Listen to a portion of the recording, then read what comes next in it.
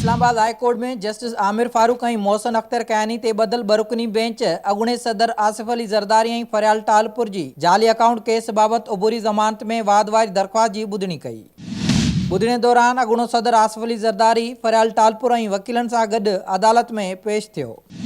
आसिफ अली ज़रदारी जे वकील फारूक एच नाइक चयो त नवां तलबी जा नोटिस मिली रहिया आहिनि। उन ते जस्टिस आमिर फारूक रिमार्क्स ॾींदे चयो त लॻे थो तलबियुनि ऐं ज़मानतुनि जी ॿोॾ अची रही आहे।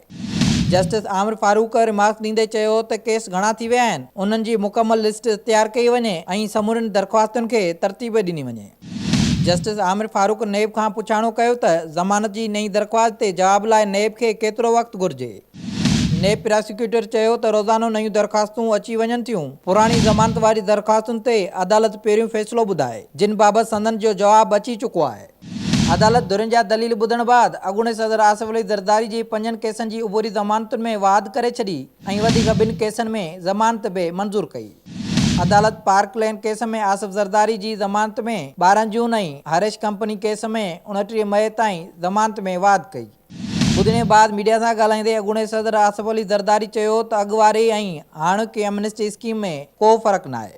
संदसि चवणो हो त बिलावल संदसि पुटु आहे, खेसि बि टांडनि ते हलणो आहे। हिकु सवाल जे जवाब में आसिफ अली ज़रदारी चयो त ज़मानत संदसि जमहूरी हक़ आहे। सहाफ़ी जे सवाल ते जवाबु ॾींदे आसिफ अली ज़रदारी चयो त उन्हनि खे बि अंदाज़ो आहे त उहे उन लाइ एतिरा केस ठाहे रहिया आहिनि।